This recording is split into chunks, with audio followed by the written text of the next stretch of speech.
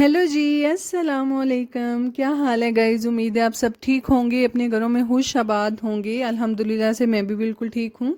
तो जी हमारा जो व्लॉग है ऑलरेडी स्टार्ट है और शब बारात का जी हमने रोज़ा रखना था, इसलिए हम सहरी बना रहे थे।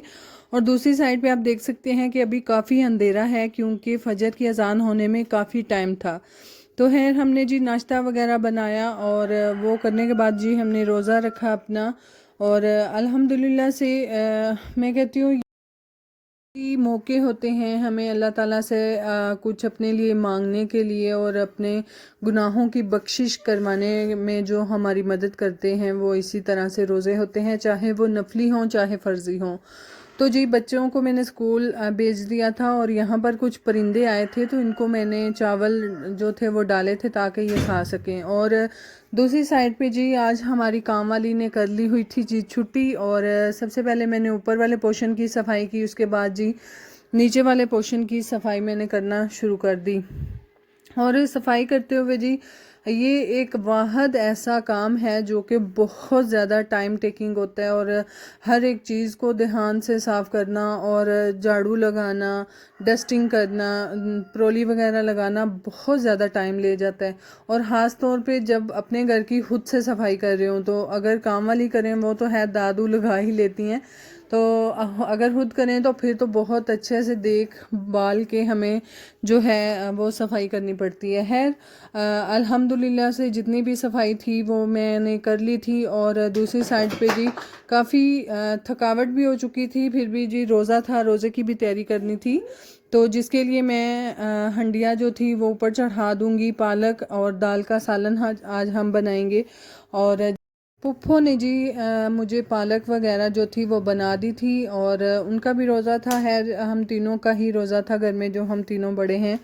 तो मैंने फ़ौरन से ऊपर हंडिया चढ़ा दी क्योंकि तबीयत भी कुछ इतनी साथ नहीं दे रही थी, जिसकी वजह से जो था मैं बहुत ऐसे जल्दी जल्दी से ही अपने काम ख़त्म करने की कोशिश कर रही थी, क्योंकि बीपी का मसला जो है वो मेरे साथ है और बीपी मेरा लो हो चुका हुआ था, नीचे से भी सफाई की ऊपर से भी।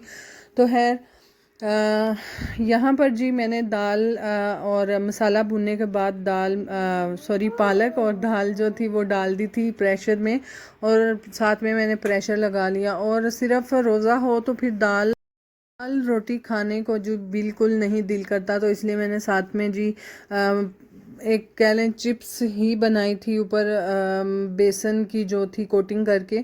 तो साथ में मैं बना लूँगी जल्दी जल्दी से रोटियां। और फिर भी हमें ज़ाहिर है लड़कियों की एक क्रेविंग अलहदा ही होती है, हमने वो भी नहीं खाई। चिप्स खाने के बाद जी हमने बना ली जी मैक्रोनी, वो भी एक क्रीमी स्टाइल में और अपने देसी ही स्टाइल में कुछ। तो खैर ये तो काम है जो कि चलते ही रहेंगे। तो आज का जो मेरा टॉपिक था वो बच्चों से रिलेटेड था, और बच्चों से रिलेटेड ये कि जब भी माएँ अपने बच्चों की तरबियत करती हैं, ख़ास तौर पे दो चीज़ों का ख्याल वो ज़रूर रखा करें। एक तो ये कि जब भी बच्चों के सामने अगर हम किसी बड़े के साथ कोई ऊंची आवाज़ में बात करेंगे, एक तो बच्चे वो बहुत ज़्यादा नोट करते हैं और बहुत जल्दी इन चीज़ों को पिक करते हैं, और हमेशा से इस तरह से नहीं करना चाहिए। खैर मेरी खुद भी गलतियां हैं, मैंने भी शुरू शुरू से ऐसा ही किया था। और मैं बच्चों के सामने कोई भी ऐसी बात होती थी तो अपने बड़े बेटे के साथ ऊंची आवाज़ में बात कर ली या फिर उसे डांटा, तो छोटे बच्चे जी पिक करते हैं, जो कि मेरी खुद की बहुत बड़ी गलती है और हमें ऐसा नहीं करना चाहिए। अगर बच्चा कोई गलती कर रहा है तो उसे अलहदा करके प्यार से समझाना चाहिए। और दूसरी जो मेरे खुद के बच्चों में पाई जाती हैं जी, मेरे बच्चे बहुत ज़्यादा गली में जाके खेलते हैं। और आजकल तो उनकी स्टडी हो रही है तो वो घर में ही रहते हैं, मैं उनको टाइम ही नहीं देती कि वो गली में जाके खेलें। खैर उनकी अब ट्यूशन वाली भी जो है वो भी हमें मिल गई हुई है, और वो 3 बजे जो स्कूल से 2:30 बजे आते हैं, खाना पीना खाने के बाद 3 बजे वो ट्यूशन चले जाते हैं। और ट्यूशन के आते आते वहाँ से इनको तकरीबन मगरिब का टाइम हो जाता है, और मगरिब टाइम के बाद जो है इन्होंने जाना होता है जी मस्जिद। और मस्जिद से आके जी बाहर जाने का तो टाइम बिल्कुल नहीं रहता। और बच्चों को जितना भी हम अपने पास अपने साथ साथ मसरूफ़ रखेंगे, बच्चे जो हैं उतना ही बुरे सोबत से बचेंगे, बुरे मुआशरे से बचेंगे। और जो बाहर बच्चे जो हैं, ज़ाहिर है हर बच्चे का माइंड अलहदा होता है, हर हर बच्चा हर एक फितरी तौर पर एक दूसरे से अलग होता है। और है आजकल तो हम सुन भी रहे हैं जी, हमारे गांव में कुछ हालात बच्चों में से ही कुछ अच्छे नहीं हैं, और इसीलिए मैं बच्चों को बाहर जाने से अवॉइड करती हूँ, क्योंकि बच्चे इसी छोटे छोटे माइंड से ही बहुत सारी चीज़ें सीख लेते हैं।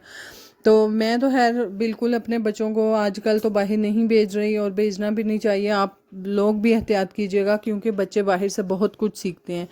उनको अपने साथ रखें, अपने साथ उनको टाइम दें, ताकि वो जो भी सीखें आपके पास सीखें। और बच्चों के साथ जी हमेशा मैंने जब भी किया है, मैंने इसी तरह से उनको डांटते डबकते ही मैंने उनको हर बात समझाई है, पर बच्चे इस तरह से नहीं सीखते।